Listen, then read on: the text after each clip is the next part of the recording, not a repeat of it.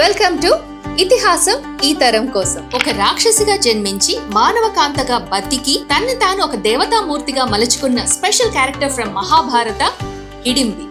వనవాస సమయంలో అడవుల్లోకి వచ్చిన భీముడిని చూసి వలచి వివాహం చేసుకున్నారు. ఘటోత్కచుడికి జన్మనిచ్చారు. కానీ ఏ రోజు కురువంశానికి కోడలిగా గుర్తింపుని మాత్రం తాను కోరుకోలేదు. భీముడితో వివాహం తర్వాత తాను అడవుల్లోనే ఉండిపోయారు. ఒంటరిగా ఉంటూనే ఘటోత్కచుడిని పెంచి పెద్ద చేశారు. కురుక్షేత్ర యుద్ధ సమయంలో తన కుమారుడు ఘటోత్కచుడిని, తన మనవడు బార్బరీకుణ్ణి కూడా పాండవులకు సహాయంగా యుద్ధానికి పంపించారు. వారిరువురూ యుద్ధంలో ప్రాణాలు కోల్పోయి తిరిగి రాకపోయినప్పటికీ ఎవ్వరినీ దూషించలేదు హిడింబి. మానవకాంతగానే జీవిస్తూ మానవత్వంతో తన చుట్టూ ఉన్న మనుషులకు ఉపయోగపడాలి అనే మంచి భావనతో ఒక దేవతామూర్తిగా నిలిచిపోయారు హిడింబి మాత. ఆవిడకి సంబంధించిన ఆలయం కూడా మనాలిలో ఈ రోజుకి మీరు చూడొచ్చు. చావు పుట్టుకలు మనిషి చేతిలో లేకపోయినప్పటికీను జీవితం ఎలా ఉంటుంది అనేది పూర్తిగా మానవుల చేతుల్లోనే ఉంటుంది.